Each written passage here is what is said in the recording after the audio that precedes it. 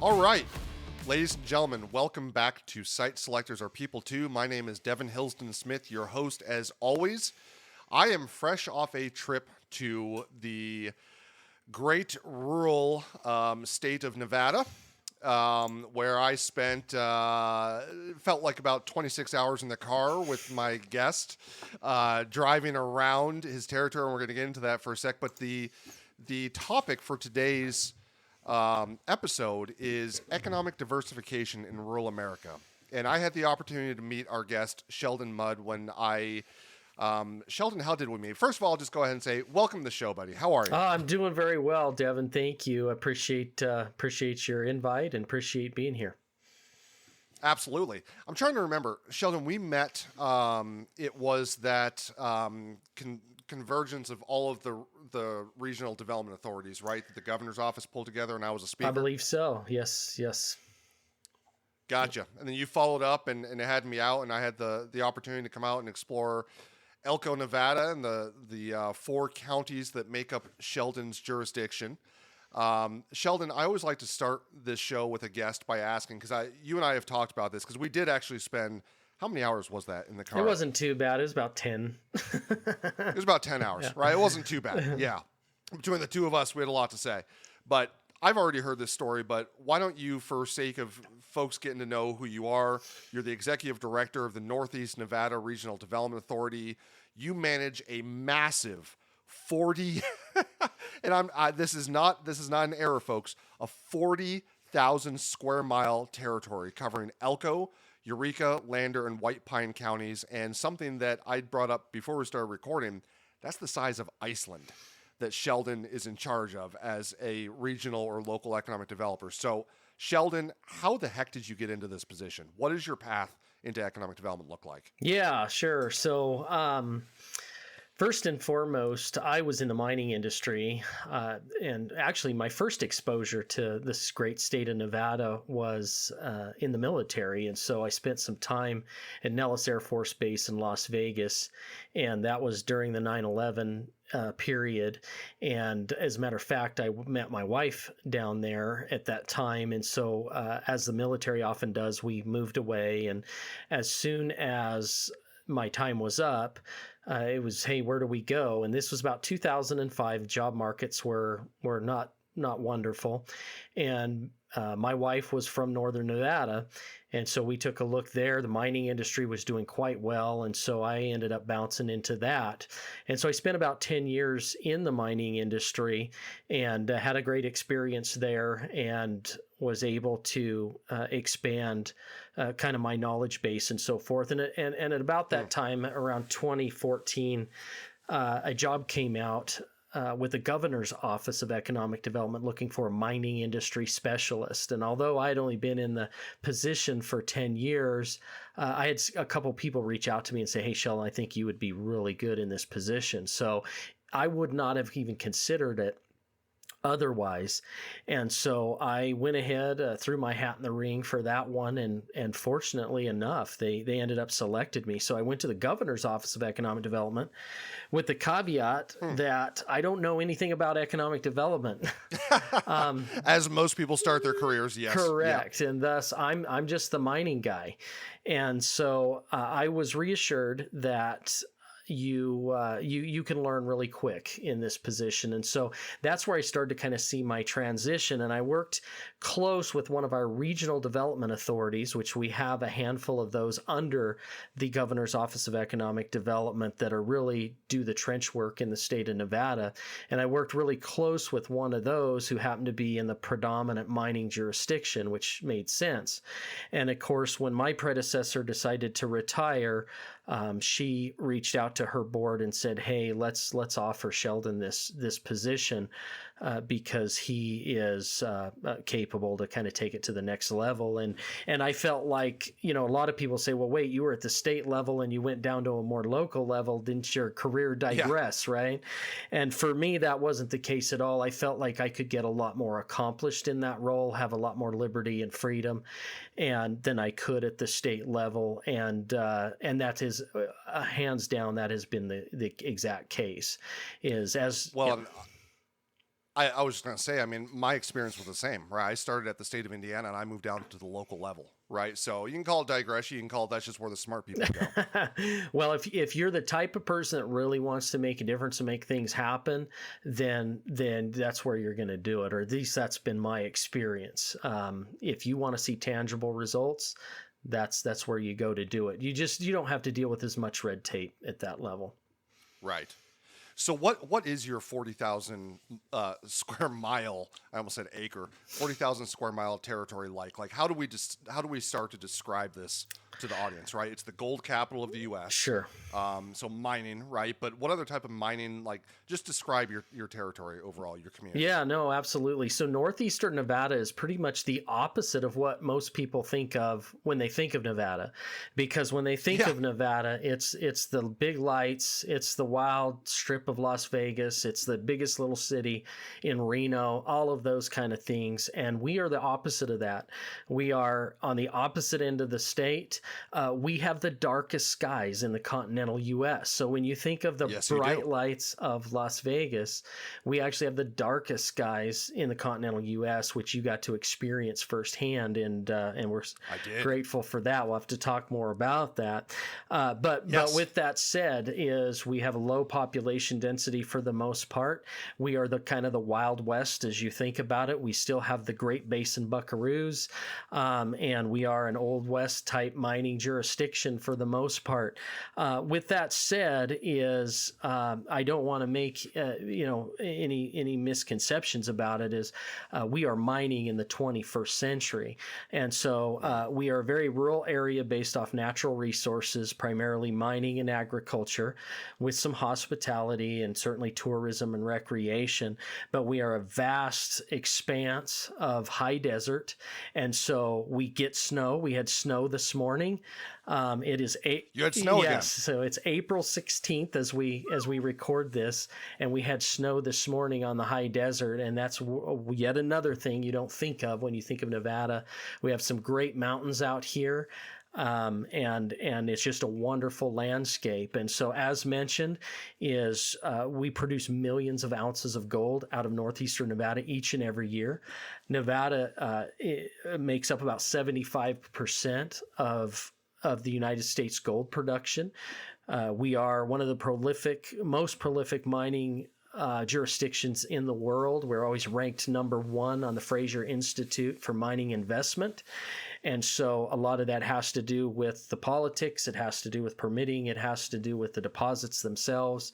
And so this is unquestionably a mining mecca as it pertains to the industry out here. It's often said if Nevada was its own country, we would be about the fourth largest gold producer in the world. And so that remains true. So we're pushing a lot of ounces out here for sure. And what was the fun fact you told me on our drive? For every ton of earth that's pulled out, how many ounces of gold can you get? Yeah, so depending on the cutoff rates, and every mine's a little bit different, but when I was in the industry and exploration, we cut off at about 0.02 ounces per ton. So you can start doing the math there to determine, how many. You're moving a lot of dirt. You got to move a lot of dirt. So most of the mining done here, not anything like what you think of or what you see on television. It is very advanced, and it's microscopic gold mining, and there's chemical processes used to extract that gold, and it's done in a very environmental friendly way. All of that stuff's taken into consideration. The landscape is returned back and oftentimes even made better for wildlife habitat and so forth. And so we're very, very blessed to have this resource in our area. And so you're extracting the ore, right? So where is it going?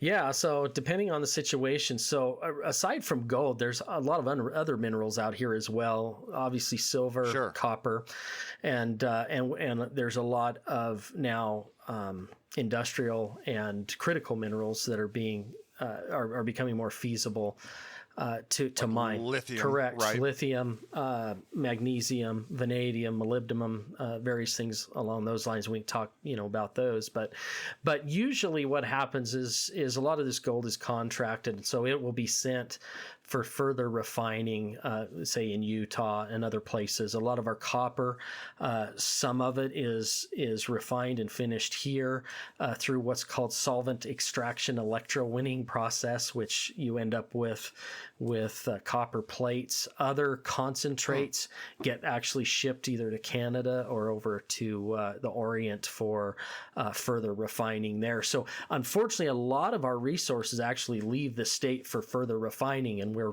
trying to remedy that. Do you know why? Why is that historically the case, that it's leaving the state for further refinement? Yeah, that's a really good question.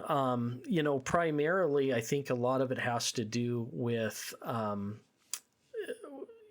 some of these large companies that essentially have maybe a larger workforce, and they're more regionally based, and they're drawing in these resources from a larger region. So, for example, from what I understand, there's a large gold refining facility there in Utah, and that's where a lot of this gold's going. But on the flip side of that, for copper, a lot of it has to do with some of the environmental regulations, right? So we no longer could do smelting here back in the 60s and 70s, and a lot of those smelting processing plants ended up closing their doors, and the only option was then to send it out of the country in order to be refined further. So, and then when it comes to things like lithium and the new critical minerals, is we're just now developing out those mineral processes, and so everything's kind of brand new for the most part. And so when we talk about diversification in rural America, I mean, the first topic that we need to focus on is you can diversify based on your foundation, your base, what you already have, right? There's diversification. The term I think I used at the conference was economic gardening. Yes. Right?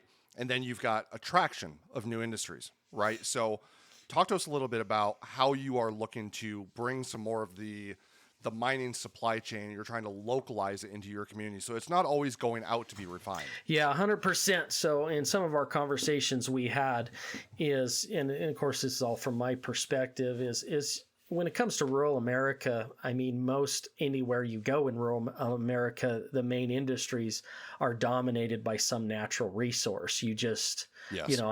The resource is there. This is why the town popped up. And so we're no different than anybody else in that regard. And so in terms of that, then you have to try to leverage other assets in order to make that more attractive and make it more robust. And so the strategy that we have is, exactly what you said. What can we do utilizing the resources we have in order to kind of diversify? And so we call it value added mining or value added manufacture, yep. or what I sometimes call crossover, where we potentially try to attract companies that can utilize this copper or utilize this gold or utilize alfalfa or utilize hemp biomass, something like that, in order to turn it into another product. And so we're always trying to evaluate those companies, who's out there, maybe entrepreneurs that want to establish something completely new and different. And I'll tell you, here's a prime example, and we fell on our face, but it was a good option. Is we had a huge industrial hemp producer in the area that we helped recruit. You saw the greenhouse out in White Pine County, right? And so they started off extracting CBD, but they had all this leftover, this hemp biomass. Well, in the mining industry, the mining companies utilize coconut carbon in order to in some of the extraction process with I believe it was with gold, if I remember right. Like I say, I'm no expert in that regard. No, you're the expert on this podcast. Trust me, buddy. But I can't recall the chemistry. But anyways, we had this bright idea. Well, coconut, the reason that's used, it is very fibrous and kind of a thick and hard composition. What if hemp biomass, because it's in the stems are very hard, very fibrous. What if we could get the same kind of recovery out of hemp biomass, utilizing it as a biochar as opposed to the coconut carbon?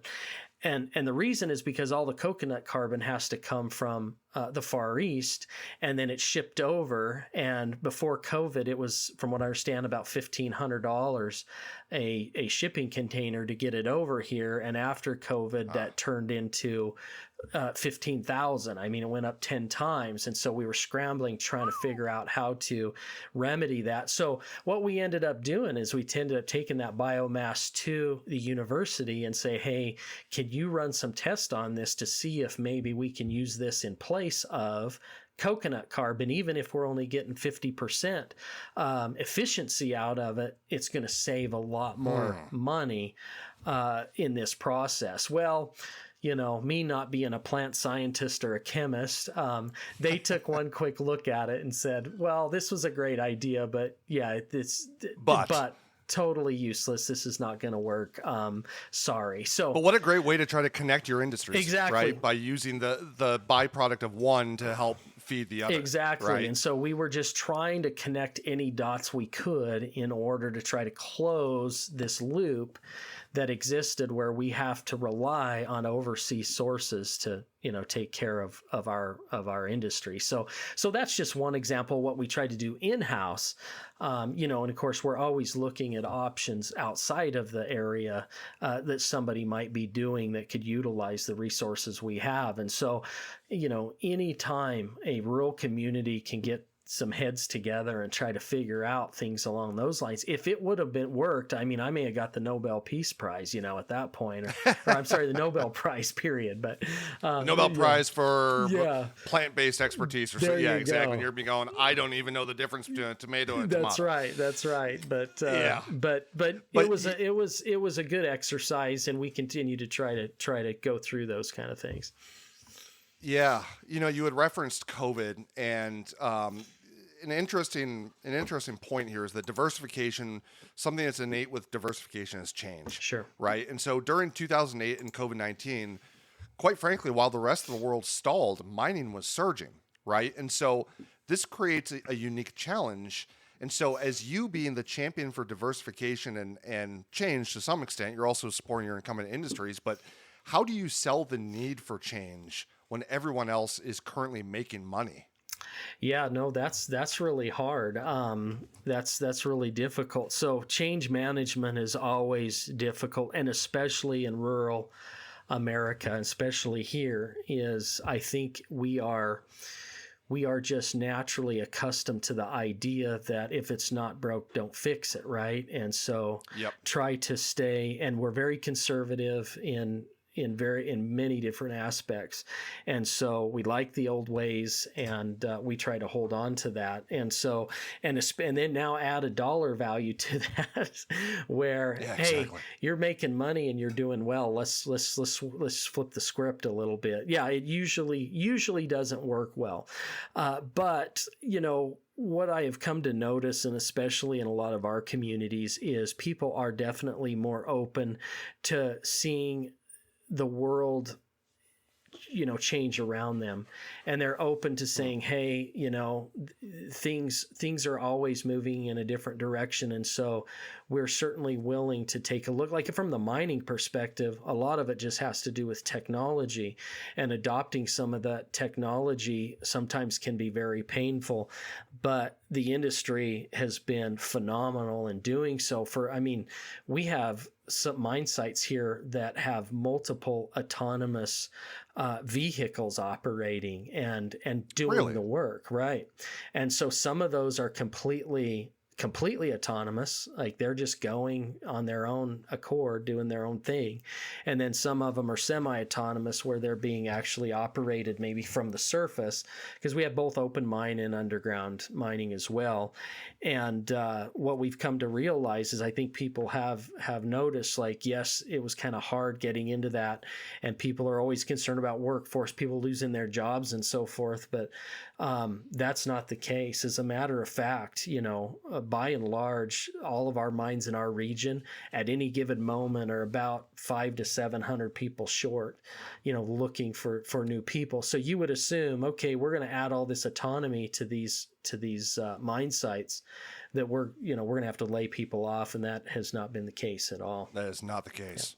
Yeah. No. So I mean, I'm thinking through here, right? You could try to diversify by getting into autonomous vehicles. Now, the production of those vehicles, you're probably a little too remote to have those supply chains make sense, but the technology surrounding them, that's somewhere where you could easily attract, technology-oriented autonomous vehicle companies that are focused on, heavy industry. Yeah, no, 100%. Right. And one of the things that we did several years ago is we established a great relationship with the folks in Northern Ontario, Canada, and they are predominantly underground mining, and they've really been spearheading a lot of this autonomous vehicle work.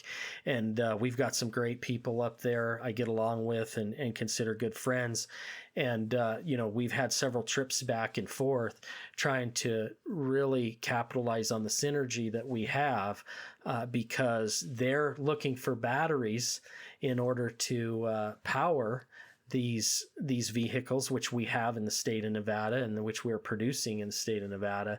And of course, our mining companies are looking for those actual vehicles to be utilized in these mines. So, we're those efforts are ongoing, and we continue to try to, figure out ways that we can do this. But, those are just some examples of what we've tried to do in order to kind of, act as a partner with somebody in order to be a force multiplier in the process. Right. Back to how big your territory is. And we did the drive. When you're driving between Elko and Ely, and I pronounced that one right. You did. It's everybody. It's Ely. It's not Eli. I got booed at the conference. But when you're driving between Elko and White Pine, and you've got cities like Elko that are a little bit larger, but then you've got what was the name of the small town that we stopped in and we went to the museum? Eureka. Yeah. Thank you. Eureka. Economic development looks very different for those two communities, right? So how do you tackle economic development for communities like Elko versus communities like Eureka? Yeah, 100%. Yeah, that's a great question, because we are such a big region. Is the issues that each one of these communities face vary from the north, if you're up in the northwest down to the southeast. And so, as you mentioned, Elko is our economic nucleus. Between it and its bedroom communities, you're looking at about 27,000 people. To most people, that's not very big. To us, that's a pretty good size little town. Huge. Yeah. They're looking for the next kind of big thing, the next revolutionary thing. They're looking and they're wanting to attract that next thing that might redefine who Elko is. Everybody knows it as a cowboy and a mining town, but we're kind of looking for the next thing. You get down into an area like Eureka, kind of the opposite.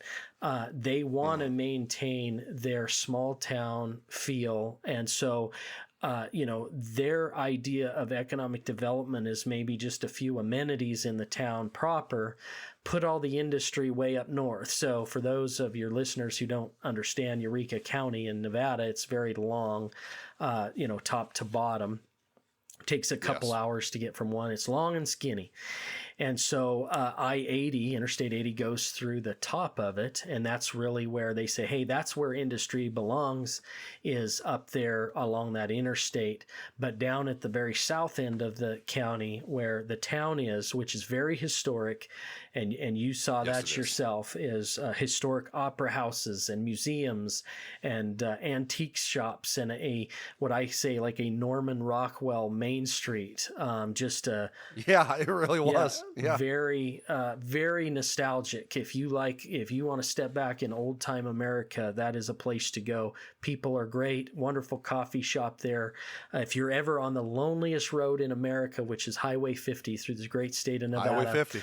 Stop in Eureka and check out and stop and have some coffee there. But they don't want that to change. And rightfully so. I don't blame them. They have something very, very unique there. So they're really focused on small business and maybe bolstering that main street up. And so that's where we try to help entrepreneurs. We try to secure funding, and we try to do what we can in order to do economic development from a smaller scale there, more of a small business approach. Whereas in a place like Elko, they're looking for industry, something a lot bigger. And so to answer the question it's just you have to develop relationships in each one of these communities. So we have 5 incorporated towns in that 40,000 square miles. There's only 5 incorporated towns in the entire 40,000 square miles. There's a few more unincorporated towns. Sure. But it's a matter of going into those communities, talking to the people, building a relationship with them, understanding what their vision is and what they want. And then we try to then pivot or cater our efforts depending on what that desire is and what that vision is that they see in their future. Yeah, because you go, let me see here, from Eureka, what was the name of the road that we took from Eureka to Battle Mountain? So I believe it was, now is it 370? 278? 278 north to Carlin is where we... To Carlin, and then we went west of Battle Mountain. But, I mean, you just get, north a little bit, and our stop in Battle Mountain was all about the community wants a large logistics or manufacturing industrial park. That's correct. Very, very different from us getting out of the car in Eureka, exploring that quaint town where they do not want things to change drastically, right? They want change, Sure. but they want it in their own way. Correct.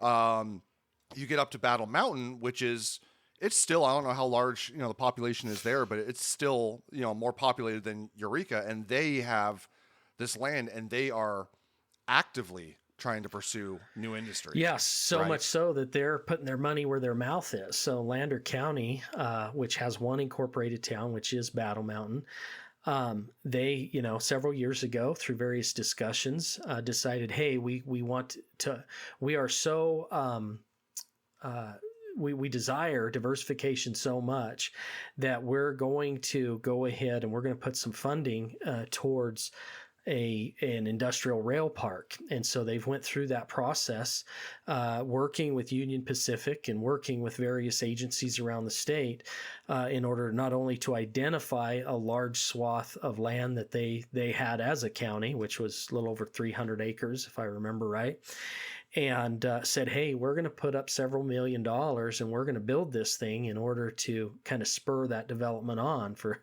lack of a better term. And Right. and as you saw it, you got to walk out there and kind of look at it and envision it. It is right on the exit of Interstate 80. It will be rail served. We have a power plant, within 15 miles of that location. Yep. There's water. The land is flat as a pancake. Exactly. You've got water, but you don't have water running through the site. It's only on the boundary of it. I mean, it's a great site. Correct. And so, the stakeholders there in Battle Mountain said, hey, we know that if we want to attract something new and different to this community, which Battle Mountain is just like every other Northeastern Nevada community for the most part. It's mining and it's agriculture. But if we want something new and different, and we want it, if we want to attract that, then we're going to have to make some conscious efforts to make it happen as a community. And they've put millions of dollars into that process. And so we're expecting construction to begin there any time. And we're looking forward to, I think once the first thing happens there, we're going to have a lot of fast followers then.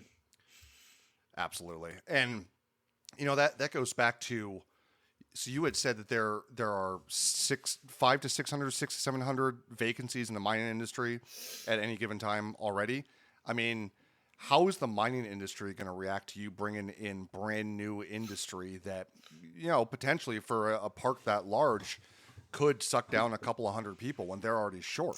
Yeah. So, that brings up a good conversation.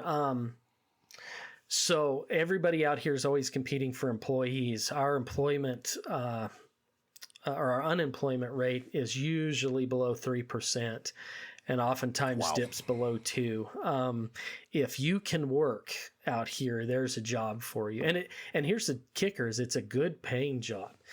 And so compared to our counterparts, especially in, say, southern Idaho or northern Utah, when it comes to entry-level jobs, I can take a high school senior the day after he graduates, put him in a haul truck on a mine. He'll get trained, obviously, in-house, and within 2 weeks, he's going to be running that haul truck on his own, making easily $80,000 a year. Jeez. Right out of high school. Okay. Right out of high school. And here my dumbass went to college. Right. So did I. And most of these guys make more than I do. But they work hard. I mean, they earn it. Yeah, let's not belittle that. Yeah. So, and these are the people we need, quite frankly. And so the reason I mention that is because I have friends and family where I grew up in southern Idaho who have worked their tail feathers off, for a lot of years.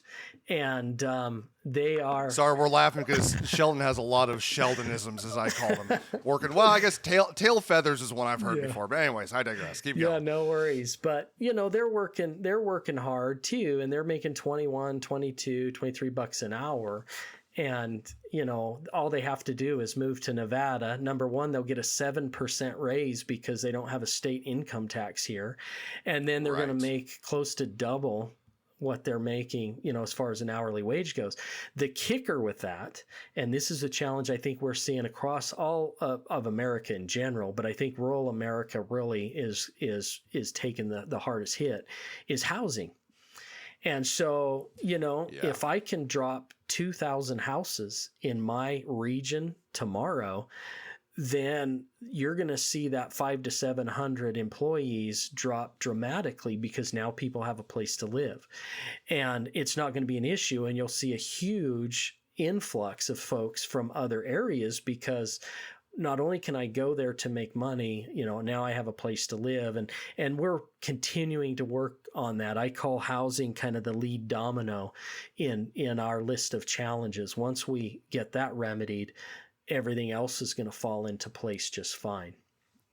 That's your bottleneck right there, is the housing, right? And I actually just posted a new post to the blog on how housing needs to be looked at as economic development infrastructure. 100%. No longer should it be considered just, something else that we need to have, right? But it's considered kind of differently. It is as critical as having power, water, sewer, right? Fiber.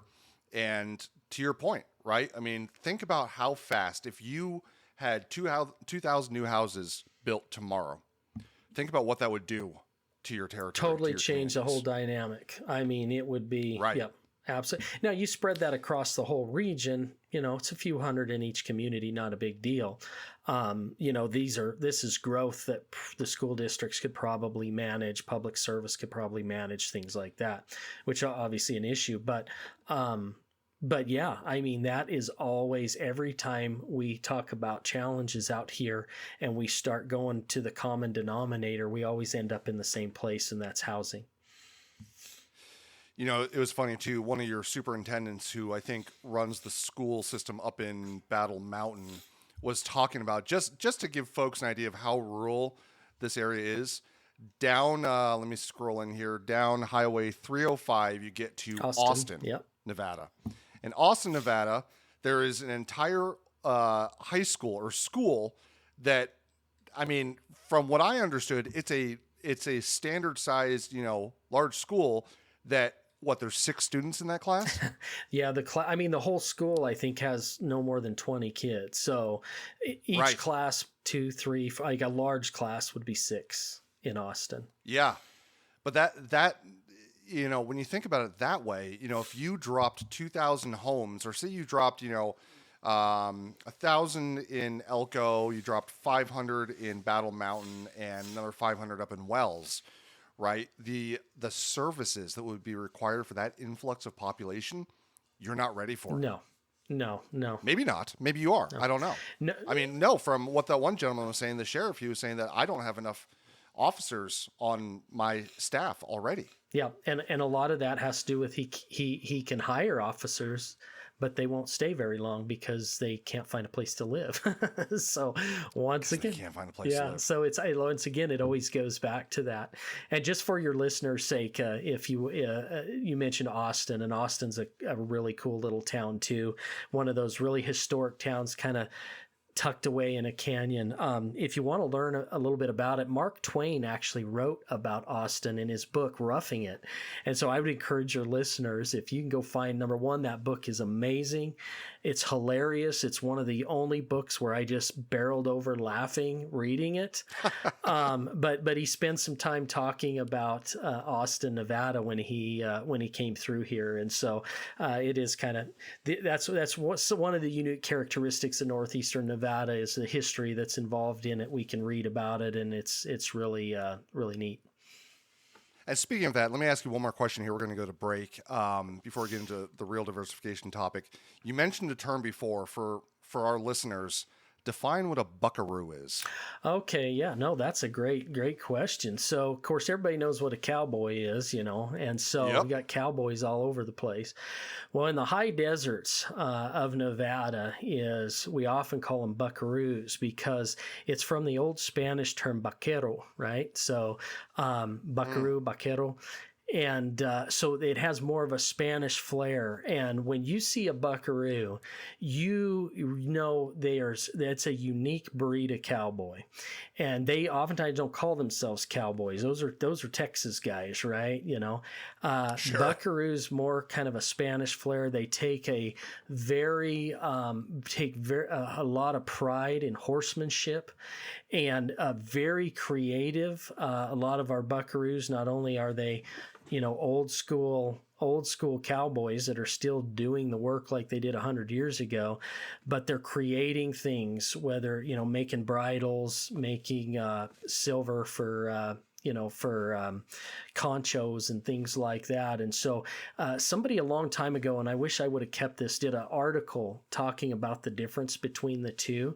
And it's very, and I don't want to offend anybody, but it's kind of like the buckaroo is the PhD of the cowboy world. Like they're just very refined and very proud traditions, using rieta ropes, which are made out of leather instead of nylon, and things like that are they take a lot of pride in tradition. And so when you see an old school buckaroo, you're going to see old Levi's, rolled, cuffed, at the boots, usually white shirt, always buttoned right to the top, and all the way to the top, and usually a flat hat to accommodate for the nasty winds we get out here from time to time. And they have a very, very unique look, and usually a pretty good looking mustache too to boot. So yeah. So is that your next gig? Because Sheldon rocks an absolutely fantastic mustache. He's just prepping for the buckaroo life. That's right. Well, actually, I grew up, and then I didn't grow up as a buckaroo. I wouldn't say that, but I grew up in the agriculture and in livestock, and so that has always resonated with me. And obviously, you can see that when you see me. I mean, you saw I wore a leather tie, right, to the conference. Yeah, you did. And, that goes back to kind of my roots and how I grew up a little bit in that space. Right on, man. All right. When we come back from the break, we're going to talk a little bit more about diversification and some roadblocks that rural America might face. So we will be right back.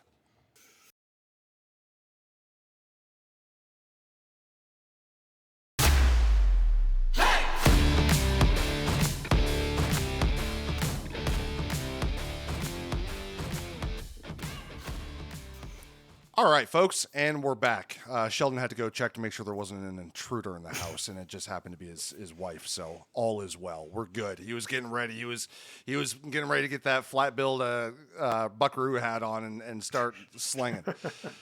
So let's get into diversification a little bit more.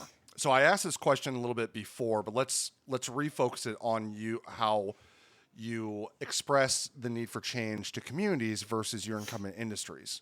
So when the mines are hiring and gold and other resources are up, what is the sales pitch to a local mayor to spend resources on recruiting a logistics company or a tech startup or anything else? Yeah, no, 100%. So, fortunately, in the last 20 years, the mining industry has adopted business models and principles that have really swayed away from that whole boom and bust cycle. And what I like to say is that the mining industry really operates kind of with an ebb and flow. So you have good times, great times, and then you just have okay times, right? But here's the kicker with a lot of our civic leaders is they remember when it was truly boom and bust cycles. And this would have been in the 80s and 90s when towns dried up because commodity prices went down and we could no longer afford, to operate some of these mines. I mean, as a matter of fact, even when I came back into the area after being in the service in 2005, 2006, gold was around $490 an ounce back then. We're over $5,000 an ounce now. So in 2005, when gold dropped significantly, these mines oftentimes had to lay people off and had to, stop operations. So a lot of these guys remember those times. And the reason I say that is when I come to a civic leader and I say, hey guys, we need to prepare for the down times. They don't balk at all because they remember those days and say, no, absolutely, we cannot put all of our eggs in one basket. And I think a lot of that goes back to rural America in general, is by and large, we are those rugged individualists, and we have a mentality is we have to prepare for a rainy day. Because in rural America, nobody's coming to save you when bad things happen. Right? So by and large, that's not a hard conversation to say, hey guys, we need to prepare. We need to add another egg to this basket, or vary the baskets, if you will, in order to hedge against when those times happen.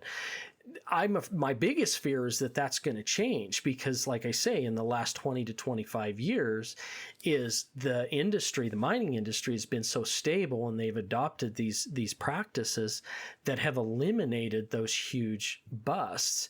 And we might get comfortable as a result of that and say maybe you're going to get younger blood mayors in who haven't lived through the boom and bust, and they're going to be going, if everything's good, why would I spend my taxpayers' dollars on something new when we don't need something? Exactly.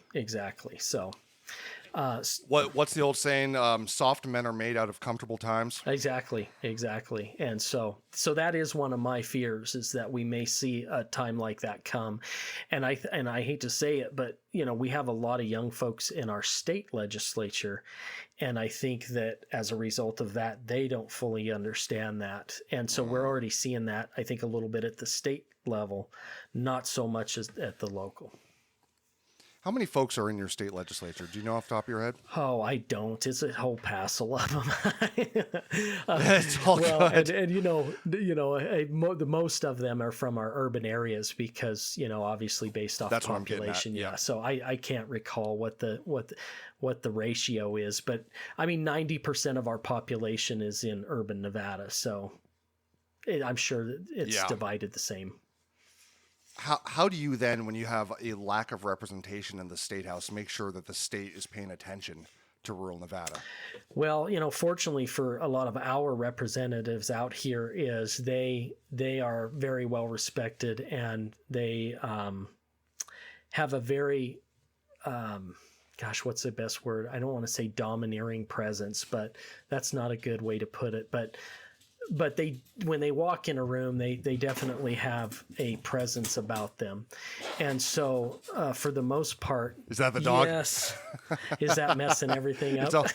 No, it's all good. Trust me, I've had where my birds have flown into the room before, gosh. and you got to hear them chirping away. So no, not at all. This is a This is about the human side of site selection, Sheldon. Okay. It's okay to have your dog run through the room. That's fair. She was excited. She got a treat. So because Mama was home. Oh, there you go. Yeah. So we had a terrible snow this morning. So I said, you know what? I'm just going to stay home and do this and not get on the free because, just so your listeners are aware, I live 70 miles away from my office.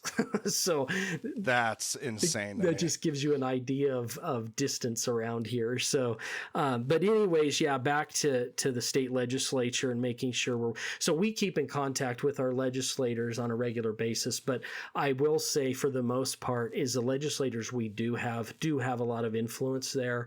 And by and large, folks do listen to what they say. They don't always adhere to what they say, and they don't always, work in our favor. But I will say the gentlemen, by and large, and ladies that we do have in that space are good at what they do. And here's what's gorgeous and just beautiful about that is I can reach out to them and they may be passing through one of my communities and we'll go and we'll sit and have coffee and we'll discuss these issues, and they always have time for me. And that's not just because I'm special, because I'm not. They would do that for anybody. And so that is really, I don't know if you get that around, a lot of other places, but no. But, these in rural Nevada, these are our neighbors. They're not just the assemblyman or assemblywoman, they are a neighbor. And so a neighbor. Yeah, exactly. So they're going to stop and listen to what you have to say. And a shout out to those who are representing us in our region. They are phenomenal at what they do. Absolutely. And at the state level, I mean, all across the nation, there's a push for next gen energy projects, right? And I'm sure that your legislature has debated this time and time again, but do you see a place for rural Nevada to play a role in next gen energy projects, such as nuclear, hydrogen, what have you? Yeah, 100%. So we have been very vocal in rural Nevada about our willingness to explore next-gen energy options.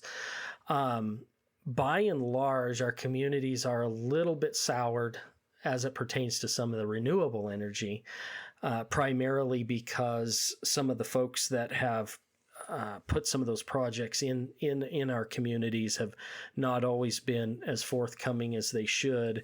And then there's always the concern about the lifespan and what happens to a lot of this stuff after the fact.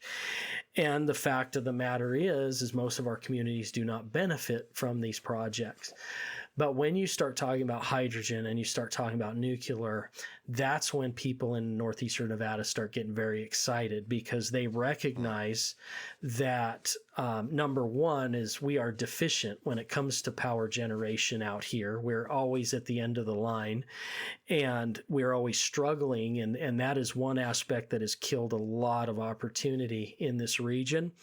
Now, fortunately, we're seeing some more infrastructure come in. You were exposed to that your time here, a major infrastructure project coming through the region, brought on by Great Basin Transmission and LS Power from Idaho down to central Nevada. We are very excited about that, because that really gives us a highway by which we can pass electrons. And so when it comes to, we passed, just so you're aware and your listeners, is our development authority passed a resolution in 2022 saying that we are 100% in favor of nuclear research, development, deployment. This is almost contrary to the message you usually get out of the state of Nevada. Absolutely. That I think that message is changing as well, is people are starting to realize that the nuclear, when it comes to nuclear energy, that it has continued to develop over the last 30 and 40 years, just as fast as everything else, telecommunications, other technologies and so forth. And I always use the analogy, think about, when you took a call in 1984, what your telephone looked like compared to what you have now.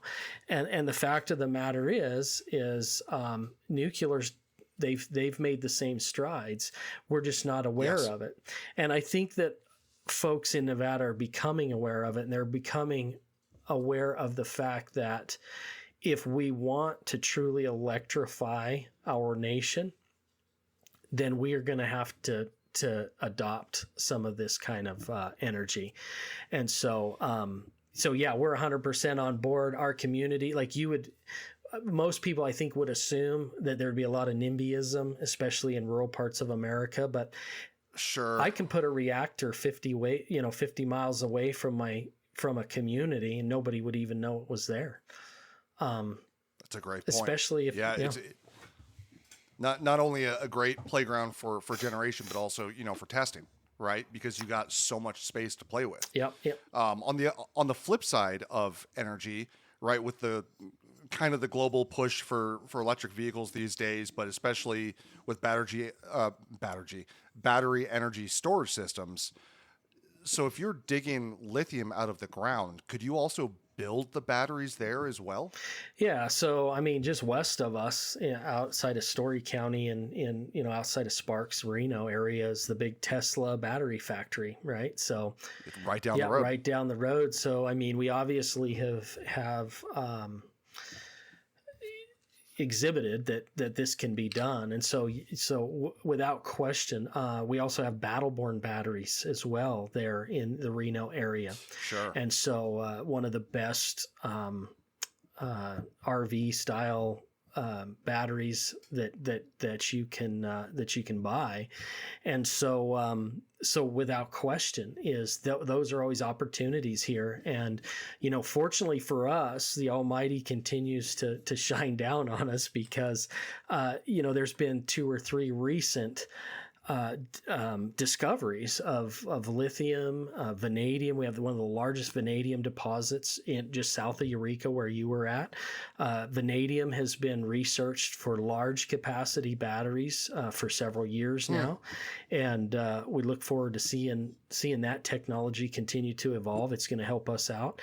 But then these lithium strikes that were discovered just northeast of Wells and south of Jackpot there, they are producing, their tests are yielding over 3,900 parts per million in lithium, it's very hot, very hot lithium, right? So one of our largest lithium deposits over in Humboldt County, which is just outside of my region, but they're constructing that mine, and I think they were around 36 or 3,700 parts per million. So just kind of gives you an idea where this new deposit is ranking. And so we look forward to seeing that one continue to develop. And so there's really no reason why folks in the lithium space should not be looking in this area. And as a state, we've continued to promote it and doing what our governor says is closing the lithium loop. Is we want to, from extraction to development to manufacturing to recycling, we want to see as much of that done right here in the state of Nevada as we can. And we got a lot of space for it out here in my area. Got a lot of space for it.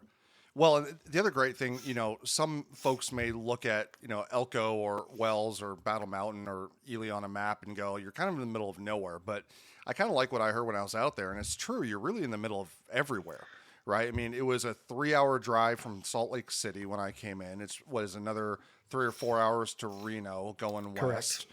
What is it down to Vegas? 3 to 4 hours, depending on where you're at. 3 to 4 hours. And then where do you go north? It's Twin Falls, Idaho, Twin like Falls. you're heading towards Boise. Yeah. So, and it's about the same, 3 to 4 hours. And you have the Union Pacific Railroad running through, you've got major highways. And we kind of talked about this, but really from an infrastructure perspective, you're in a really good spot of the country for these types of industries to set up because they can get anywhere, right? They've got rail, they've got road, you've got plenty of room to build. It's just really the people, right, that you need to bring in. Yeah, 100%. That tends to be, part of the issue. But going with that train of thought there is... Train? Yeah. All right, sorry. No. if you take a look, if you take a look at our logo, you'll see a bullseye on Northeastern Nevada. And that's what there was a purpose to that, because we really are the bullseye of the Intermountain West. And when you look at those 4 counties on a map, you realize that, yes, in half a day's time, 4 to 5 hours, I can be in Salt Lake, I can be in Vegas, I can be in Reno, I can be in Boise. In a day, I can be in San Francisco, LA, Denver, Phoenix, all across the Intermountain West. And we really are kind of in that bullseye area. So yeah, we do like to say that we are in the middle of everywhere. And I'll go back to a quote that who's become a friend of mine, gentleman up in Northern Ontario. He was the trade specialist for the Ontario ministry up there. And he said, Northeastern Nevada is really the United States' best kept secret as it pertains to business, opportunity. And I said, well, we're trying to change that. We don't want that to be a secret, at least in a secret anymore, right? In some of our communities. In other communities, yeah, they want to stay under the radar. But anything along that I-80 corridor, we got communities that are saying, bring it. Like, we'll do what we can do. Yes, absolutely. So flipping to the talent attraction side of things. So say you had 200 new homes, you had a brand new tech operation.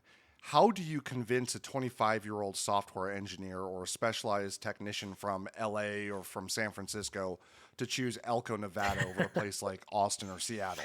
Yeah. So, well, the fact of the matter is I would have to sit down with them for a few minutes and just and try to determine, what kind of person they are. Because the fact is number one is this is a very conservative area, whether you're talking politically or you're talking from like a faith-based perspective for the most part, which there's kind of a dichotomy there because of the things that are legal in this area. Yeah, right. Yeah, we've talked about that. And we can just leave it at that. Yeah, indeed. So, for the individual who is looking for more solitude, I guess I would say, and definitely slower paced, like I said, I live 70 miles from my office, but it takes me an hour to get there. Juxtaposed to an individual who maybe is in Silicon Valley and lives 15 miles from their office and takes 2 hours, something along those. Great point. So, it's one of those things where if somebody says, hey, I want to go to a location that is slower pace where I can have genuine relationships with people, not virtual relationships, but go down and listen to poetry in a opera house that is 120 years old, or go hike mountains where you will not see anybody else. If I go to Yosemite, I'm going to see people everywhere. If I go to Yellowstone, I'm going to see a lot of people hiking those trails. If you go and hike Mount Wheeler out of White Pine County, you are there by yourself. So it has to be somebody who's really drawn to this idea of seclusion a little bit and really is, I guess, longing for a more natural existence. And we can offer all of that. For sure. Yes, you can. Now, are you going to be able to go shopping down at Dillard's or maybe go to a, phenomenal Thai restaurant? That's probably not going to happen here. You're going to have to travel a little bit. But if you want it, you're only 3 hours away. Exactly. You're not too far from You can live, you can have your solitude, you can have your natural wide open spaces with your ability to go to small town events like a poetry reading at the Opera House. But if you want to go and have a night out on the town and something more than just a casino, right? You can drive 3 hours really in any direction, and you can be in Salt Lake, you can be in Reno, you can be in Vegas. You're right. It's a great spot for somebody that's looking for a little more solitude and is kind of sick and tired of how hard the digital age has pushed us into becoming kind of, Sheldon, I don't know the last time you were in like Silicon Valley or LA, but it's fascinating to me walking down the street. I mean, or even in the airports, you don't interact with people. No, it's anymore, crazy. It's right. wild. Everybody's just tied to your phones, right? And I think when there's so many people around you, it almost starts to feel like the physical version of our digital communities, and that there's just so many people, so many touch points that you almost become overwhelmed and you retreat into yourself. I think when you go to an area with more solitude and there's less people, I think that actually encourages social interaction Absolutely. to an extent. Absolutely. And, and it actually fosters real relationships. And that's where I think where I wouldn't trade it, because I can rely on my neighbor. If something goes wrong, you know who your neighbor is. That's right. And they'll look out for you. And if they get elected, they'll continue to look out for you, things like that. And so I find, I can't remember, I read a book a long time ago, and it was talking about just the, variations between culture in the world in general. And it said kind of what you had mentioned is in urban areas that a lot of people tend to rely heavily on government resources, municipal resources. And if something goes wrong, I've got to call 911 right away, or whatever the case may be. And said it's kind of the opposite in rural America, is that when something goes wrong, the first person I'm going to call, might be my neighbor, because they can respond to that as good, if not better than, for me, if I have an emergency at my house and you stopped here on the way, we stopped at my place real quick, and I'm 15, emergency response is 15 to 20 minutes away at best. Yeah. At best. And so we do. Out here, we rely on one another. So you have to build those relationships. You have to learn how to trust one another. You have to get along. and a lot of that, people, unfortunately, in too many circles, start to focus on race and religion and all these various things that do drive us apart. And I always tell people, we don't have the luxury of that out here. We don't have the opportunity to fuss and fight over nonsense. We have to get along in order to progress and to do, to live life. And we just don't pay attention to those things because we have to rely on each other. No, what's interesting, again, about maybe being in a community that's a little more homogenous, but still you have diversity, when you're in the cities where you see a lot of, protests and just vitriol between people, right? In a community like yours, you don't care if you're black, white, Christian, Muslim, like whatever, as long as you're a good human being and a good neighbor, right? Everybody's going to get along just fine. That's right. Yep. By and large, that's what we've seen. So we're going to hit some rapid fire questions here. I know that you and I are both long-winded, so we're going to try to keep these rapid fire. We're going to hit some of these, and then we're going to end up with my final question, which, you'll see here in a second. Okay. But all right, here we go. So what is the most annoying thing that urban developers assume about rural communities? That they're a bunch of dumb hicks and they can take advantage of us, pretty much. Yep. Fair point. I assume that's spoken from experience. Yes, indeed. That's why that's usually why we don't trust outsiders, is because we're used to people trying to take advantage. Yep. So tip for my listeners, if you're ever considering rural Nevada, make sure that you spend time there, get to know people, make sure they get to know you, and life is going to be so much easier. Question number 2. And I think I know the answer to this one already, but if you could manifest one piece of infrastructure, a fiber line, a highway expansion, rail expansion, housing development, anywhere in your 4 counties tonight, what would it be and where?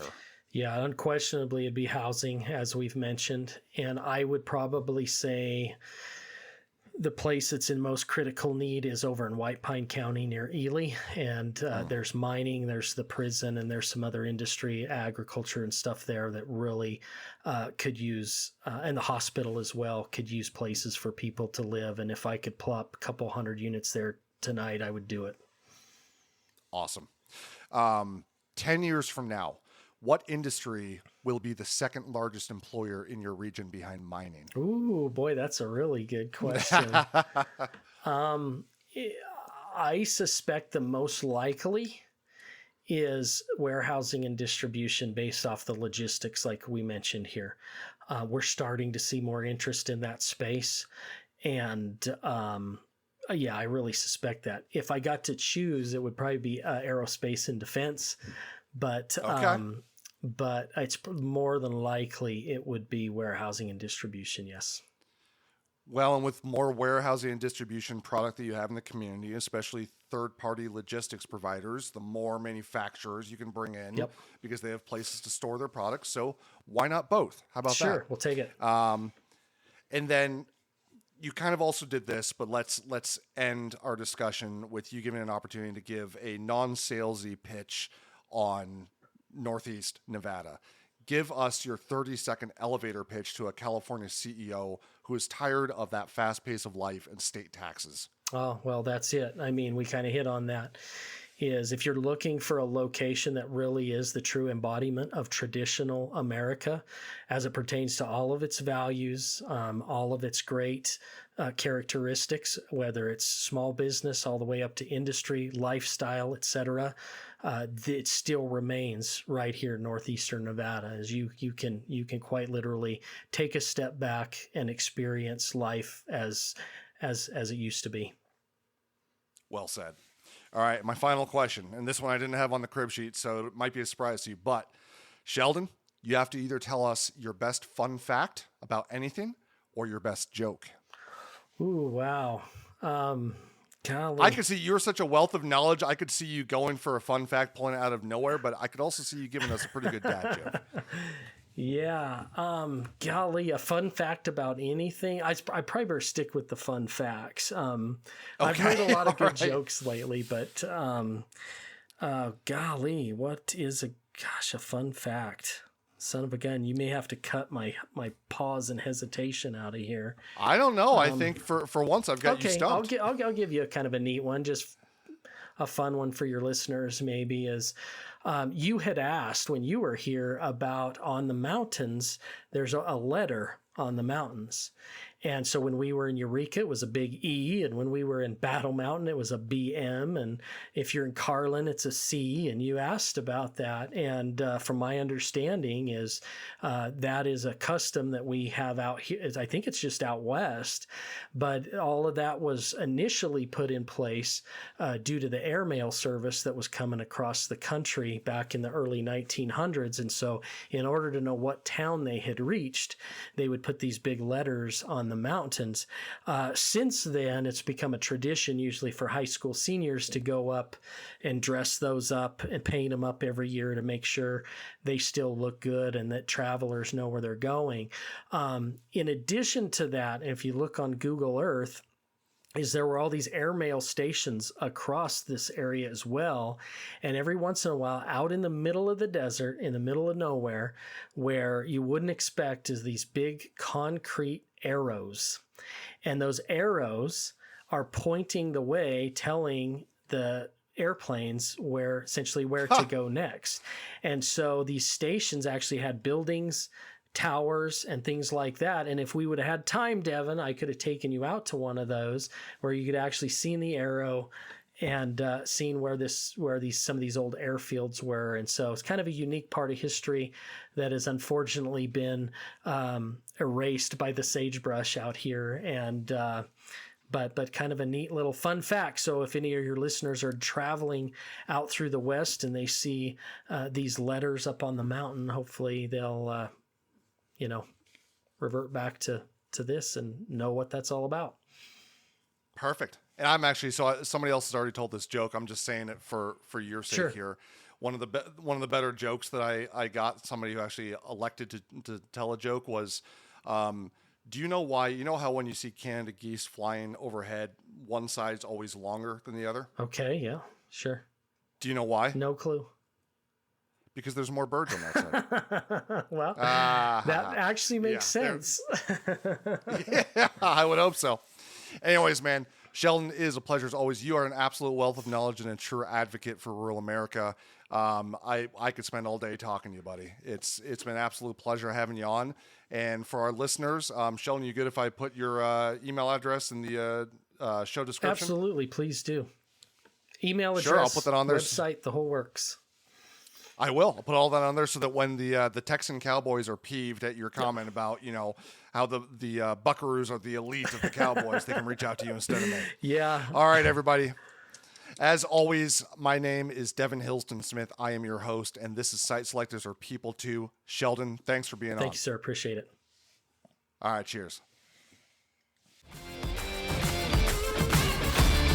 Just a heads up, views expressed in this podcast are solely my own and are not attributable to any employers, whether past or present.